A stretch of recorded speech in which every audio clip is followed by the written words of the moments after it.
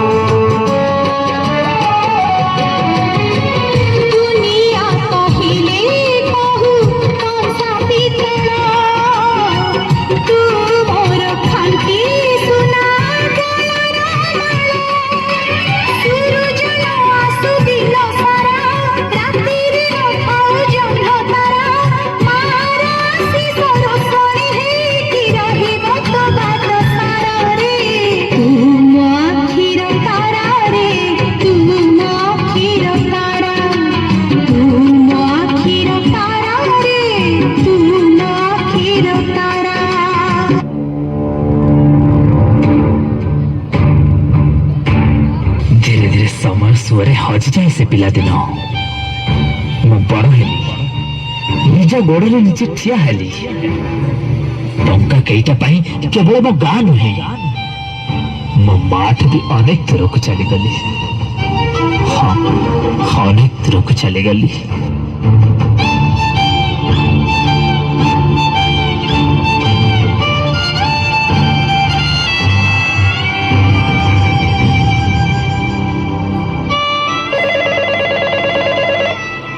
Hello hello, अरे बाबा तू ठीक अच्छु ना? हाँ माँ मु ठीक अच्छी। रख रख, मु बहुत व्यस्त अच्छी, तू रखिलु।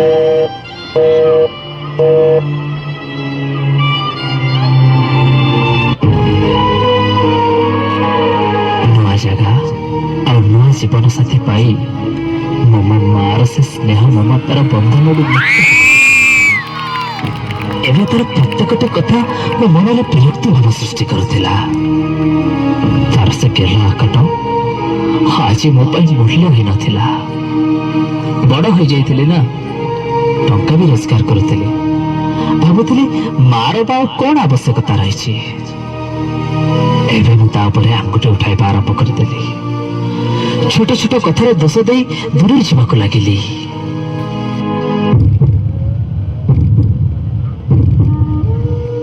किंतु किंतु मु तो मां ना, कौन बा करि पारिबी? निजर दुख काहाकू बा कहिबी? जे दिने मो आखिर तारा थिला, आज से ही मते आखि देखौछि।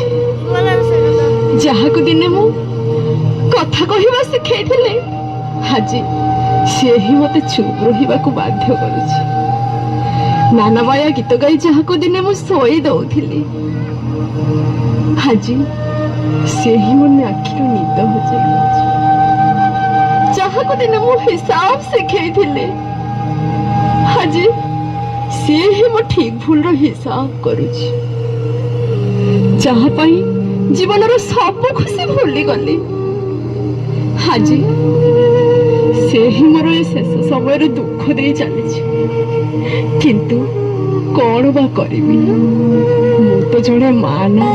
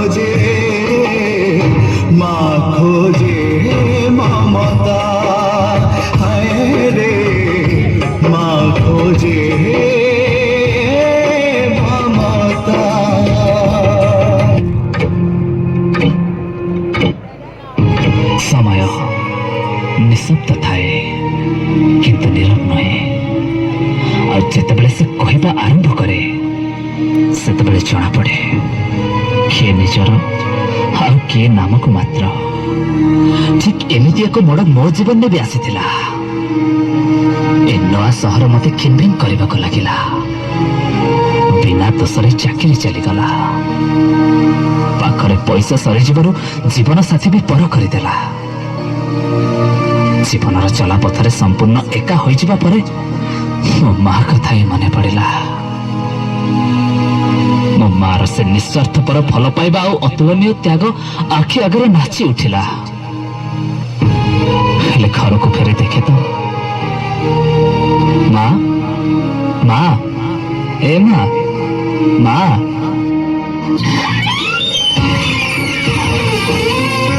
ମା ମା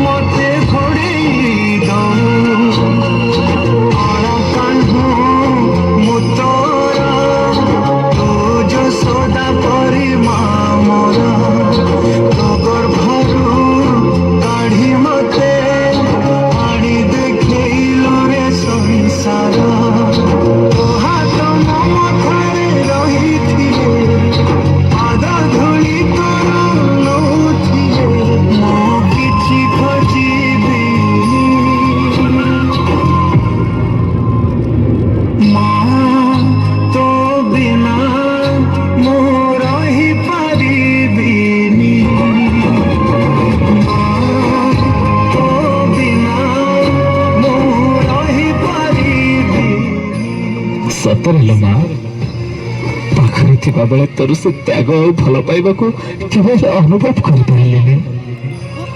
ଆଉ ଦୂରରେ ଥାଇ ବି ଶୁଣିପାରିଲିନି ତୋର ସେ ବୁକୁ ଫଟା ବେରହ ବେଦନା। ନା ମୁଁ କେବେ ଜାଣିବାକୁ ଚେଷ୍ଟା କଲି, ନା ତୁ କେବେ ଜାଣିବାର ସୁଯୋଗ ଦେଲୁ।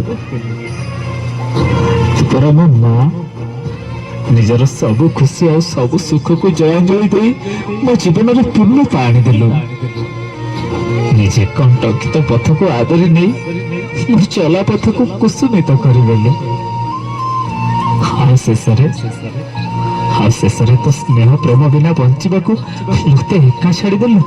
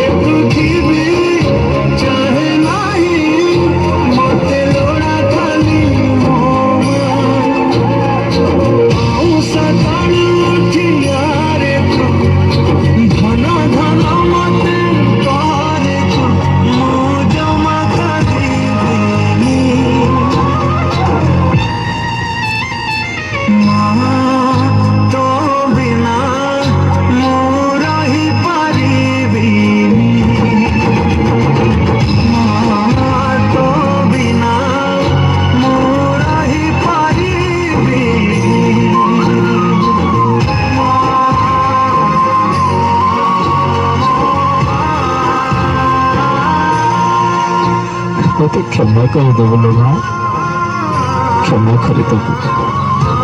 ତୋର ହତଭାଗା ପୁଅଟାକୁ କ୍ଷମା କରିଦେବୁ।